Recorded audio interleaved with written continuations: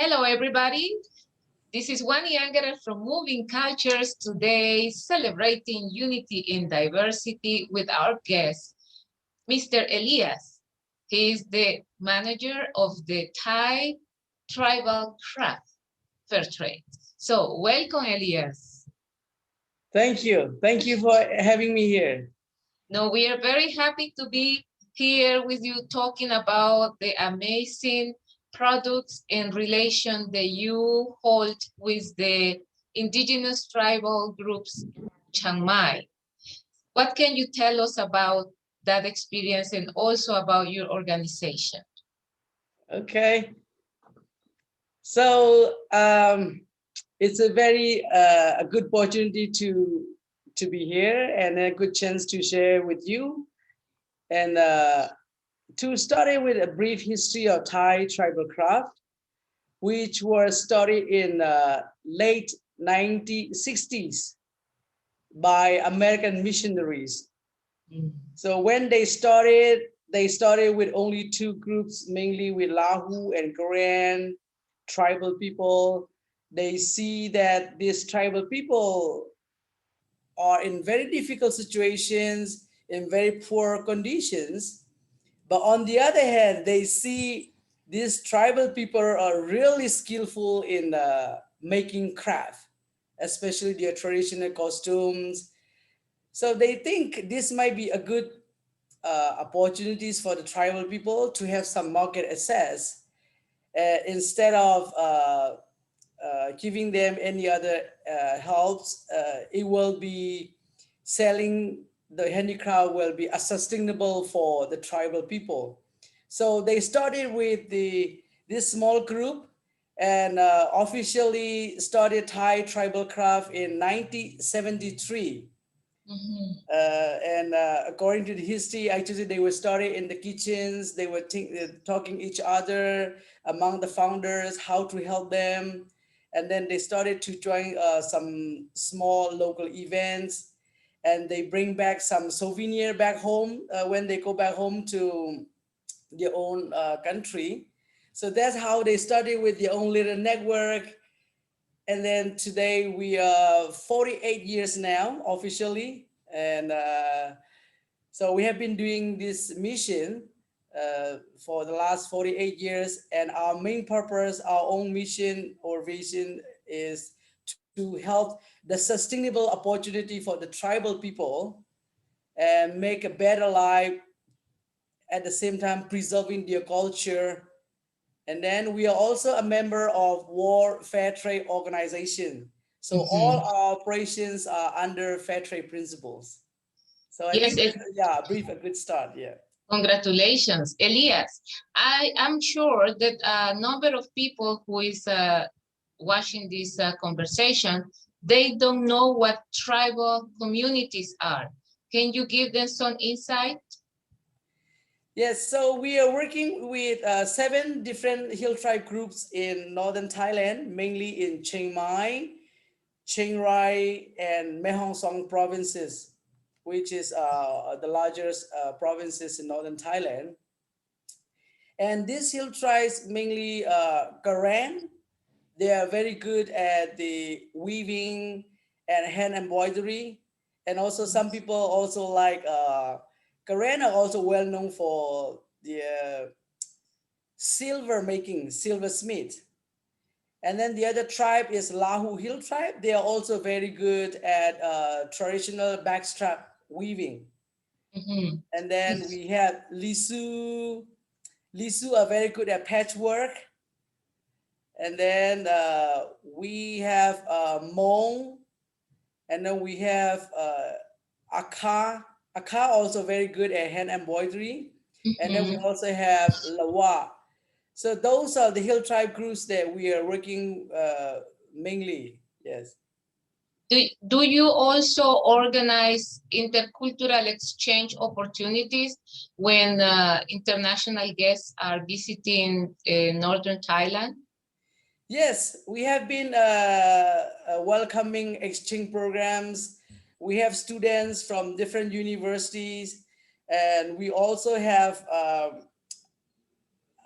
our own tour called Fair Trade Tour, which is very different from the typical tour programs. What we do is we bring our visitors who really would like to see how we work with our fair trade artisans in the different villages. So we Mhm. arranged this village visit, but with the COVID situation, we don't have any visitors. But that Mhm. exchange program was really good because people can learn directly from the village, which village we are working with, how the producers are living, Mhm. and with the student exchange program also, we exchange how fair trade is helping our society, our artisans and communities. So we do we welcome and do different exchange. And time to time, we also have welcome the internship, student internship and volunteer. So this Mhm. way, we do different exchange and learning program together. Yes. Yeah, at the moment that the health crisis is being very harsh in the company, what strategies are you dealing with in order to continue with your work? So since the beginning in COVID in 2020, Mm-hmm. so we continue, we have some visitors at the beginning, and then by March of 2020, we were forced to close down because the situation was very bad, and then we cannot accept visitors, and people start leaving and all these things. So from that moment, we tried to change one of the product lines, which was face mask. Mm-hmm. So the mask was one of the new products line that we never did that before. Mm-hmm. And with that mass order, we try to promote, we try to share with friends, and some people even come with a group, and they are not buyers. I mean, not the shop owners, but they are Mm-hmm. people, a group coming together and buy from us, support us, and then they distribute it to their communities in Chiang Mai. So Ah, we have those fantastic. kind of, yes. And then we also have different small buyers and come across. They say we want to support at this time. So to make it short, we passed through 2020 with the support of these small buyers. Especially our main product was mask Mm-hmm. and not any other handicraft. But at the beginning of 2021, especially the last few weeks, we are on another COVID is hitting us again. Another wave of COVID is coming. So we are very difficult situation in 2021. But the strategy is we try to communicate with our buyers, Mm-hmm. our fair trade buyers. We tell them our difficult situations. And the beauty, there are a lot of beauties, but one of the beauties that I love about fair trade is that we focus on long-term relationship. Mm-hmm. So it's not about just one-time buying, and they try to come back and they try to support each other Mm-hmm. based on mutual understanding. Okay. So at the beginning of 2021, with very difficult situation, I wrote to them, all our partners, and tell them that we need your support. Mm-hmm. Especially, we need some all-year orders, meaning to say some buyers, they order once a year, but a larger order, and then probably maybe like October, November, like the end of the year for Mm-hmm. the collection of the following year. But Mm-hmm. this year, I asked them to help us with all year order so that we can have some jobs, some income when we are trying to find different other ways. So our buyers decided to help us and start ordering. So from January to April, May, now it's May. So we have been surviving through this support from our buyers, and we get some orders, but most of them are already shipped. Mm-hmm. So to summarize a little bit how the strategy and how we survive is 2020, we survived through different small buyers, but main product was face mask. And then 2021, another challenging is ahead. So we try to approach our partners and ask them to place some earliest order and make us continue our mission. So we try to approach them. We try to do uh, a mutual understanding, collaborations, and then they order us some new products or the products that we already have in stock. Yeah, I think you're doing a great job maintaining the communications between your stakeholders and also the designers and the indigenous craft artists. You're also having a crowdfunding, right? Yes, we Ye- just started a few weeks ago. Shall I continue with my crowdfunding? Yes, please. Okay. So, like I said, we approached to our buyers, and our buyers started and then decided to place order from us to help us through the order. But the order mostly we already finished, and we will make it until June or July until we deliver all our regular orders or the bigger Mm-hmm. orders. But then after June or July, we the worry is that we may not these bigger buyers may not come back until next year, because Mm-hmm. mostly they order once a year. Mm-hmm. And in between, actually, there are some smaller buyers that small amounts they come for small shop or maybe personal products and these Mm-hmm. things. But we don't have enough reserve fund for the second year, and to continue our mission is very challenging now, because we are also, although we have been almost 50 years, we are still a small organization, um, and rely mainly on our sales. The last 30 years, more than 20 years, we rely mainly on our sales, although at the beginning missionaries were helping us in different ways, but mostly lately we rely on our sales. But due to the COVID situations and the economic crisis, our reserve fund is not enough to continue our mission. So we created our first crowdfunding. This is the first time we asked for the public to support, because we trust that this mission is great for the society or the artisans and the community that we work with. Mm-hmm. So we think that we trust that this mission should continue. And we have our volunteer who is helping us, and we discuss some ideas together, and we decided that we need to appeal to the public to make sure that the mission will continue even after all the orders are delivered. So we start off first crowdfunding on Go Get Funding. There are Mm-hmm. different crowdfunding platform, but we choose Go Get Funding because maybe it's a little bit easier for us to set up, and they are not specified on which campaign can do. They allow any other individual campaign, or any difficult times you can do different campaign. So we started our first crowdfunding to continue our mission, and we are really difficult situation, and we need the support from the public, especially who trust our mission and who trust the fair trade movement, and especially who would like to create a better world for through changing how we trade, how we consume in our daily life. Because Thai Travel Craft is not a profit oriented organization.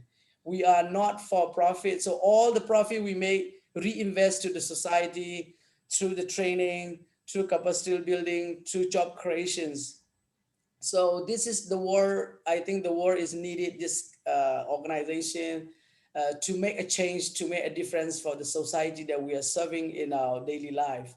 So we started our first crowdfunding, which is really important for us. Yeah, and definitely we're inviting everyone who is aware of sustainability and responsible behavior on trade and also craft making to join this crowdfunding. You know, we need to continue keeping alive and ancient and traditional cultures, you know, like the Northern Thailand communities. They are requiring all our support. They keep working, they keep creating, they keep their enthusiasm to stay alive. But definitely we need to get together in order to get this work going on. Elias, tell us what is happening with the tribal people at the moment. What is their emotional state? Because they are definitely uh, living in general through the international visitors. Yes, so they are. Everybody's in the very stressful time, like many of us, and especially the group that we're working is more a minority. So they are the minority hill tribe groups from northern Thailand, and most of them need a job. They are not educated communities. They are not working in big companies. They are just a family based and family oriented hill tribe peoples. And many of our artisans actually rely on our orders. Mhm, Although their husbands in the family, mostly husband are working in different places, or some they have a grown up children, but most of the mothers, we are working with the mothers mainly, and we do have the factory, so everybody's working from home. From the beginning we order from their home and they deliver to the office, but with this time, since we don't have enough orders, people are starting to find housemaid job. They work from a foreigner living in Chiang Mai. So mhm, some people get a job, and then some people they start to open small family noodles shop, for example, mhm, mhm, and the husband and the children are helping. But many of our many of these artisans are very difficult situation. But mhm, with the order from the new year to until now, these bigger orders are providing them the job, so they have some extra income for right now. mhm. And but the worry is the school will be open soon, and they need more job and more income to make a living, Sustain, to to sustain the sustain. family. Yes. So Elias, it's a very hard time. Yeah. yeah, it's complicated, but can you show us some of the products that you have in sale? Do you have some products near you? Do you have some craft available or not? Uh, if you give me a few minutes, maybe I grab quickly. Yes, please. Yeah. Okay. Yeah. Yes. So, yeah. Okay. Elias is going to bring some of the products so you can see on the camera how they look. I'm also wearing one of the traditional hill tribes shirts, you know, and it's stitched by hand. Let me show you so you can see. Very beautiful, also very comfortable. See, with a little pocket over here. And besides having the beautiful opportunity to wear handmade, crafted garment, you are also making a big difference in the life of the communities. And this is what moving cultures is about. It's about promoting unity and diversity through exchange of opportunities, ideas, cultures, and also the capacity building. So as Elias mentioned it to you, they are running a crowdfunding to support the Thai tribal craft fair trade. And you are very welcome to do some donations, but you're also very welcome to buy some of their products online. If you visit their page in Facebook and Instagram, you can see the catalog with the prices.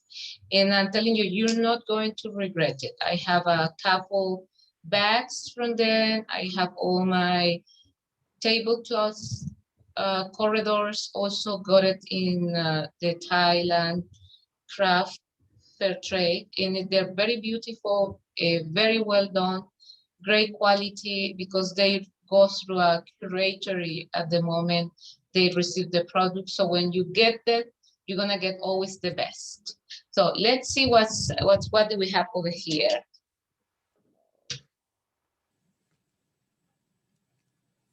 Okay, so Elias is setting his camera. Let's see. I should change my background, but it's because I have the background set up and I think if you just lift the piece, we can see it. Yeah, let's see. Hold it. can you see that? No, at the moment disappear. It disappear. See? Elias, you know Yes. what we can do? You can stay in the camera and you can share with the public, even if they cannot see the products, the process. Let me put you on a speaker and I'm going to bring some of the products I have from you. Okay. Okay? Yes. Let me leave you. So please go ahead telling them how the process goes. Okay? Okay.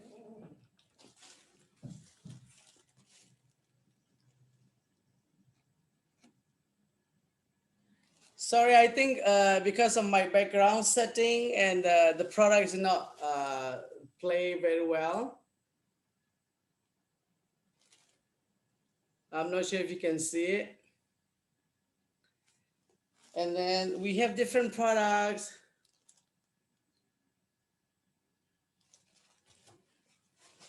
So most of our products are made by traditional woven fabrics, but we also have embroideries and temporary designs and different products as well, based on the customer request. So we have different products in our store,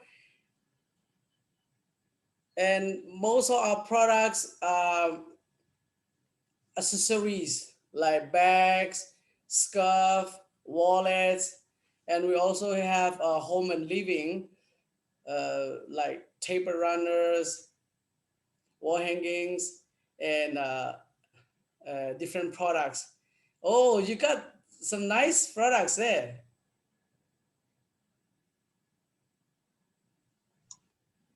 Yeah, that's nice. Yeah, so maybe you can show from yours. Sorry. Yes. Okay, so what can you tell them about this one?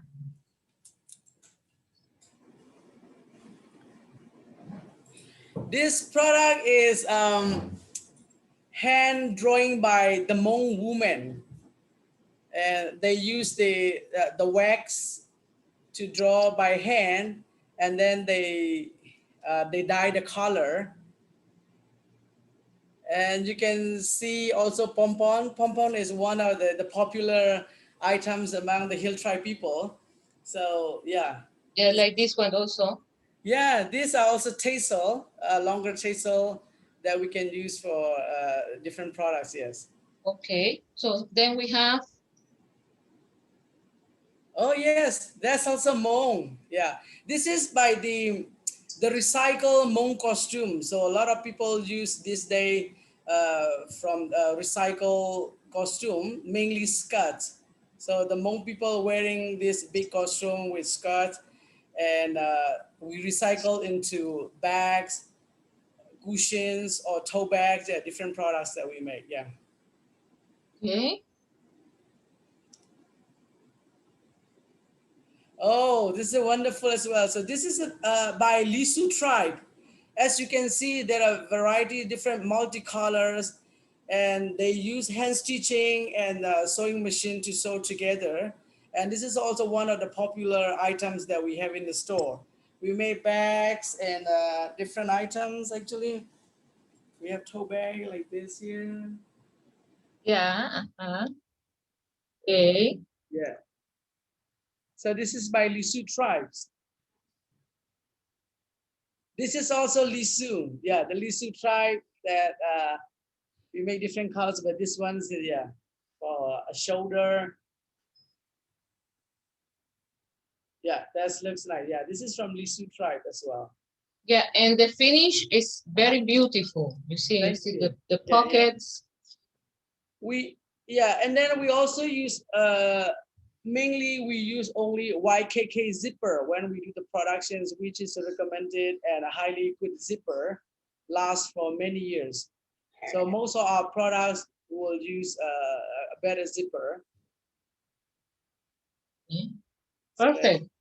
So as you can see, you can have a variety of tribal techniques and styles, and you can have them for your personal use, like I do. Like I said, I also have table runners for Christmas that I got with the Thai tribal craft, and definitely it's great feeling, you know, that you can showcase beautiful garments that belongs to an ancestral culture and make you feel also worthy that you are making these communities to continue creating these amazing products that belongs to the world. Because when we're talking about cultural heritage, does not only belongs to the Northern Thailand communities of Thailand, but to the world. So that is so important that we continue learning, understanding process and techniques, and also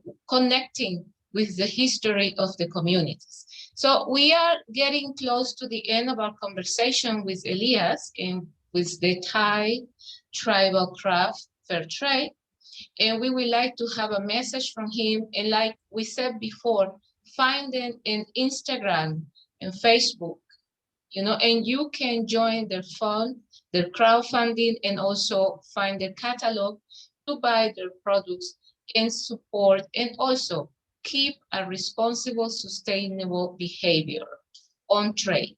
So Elias, please, your message to the audience and the people who is interested in this topic.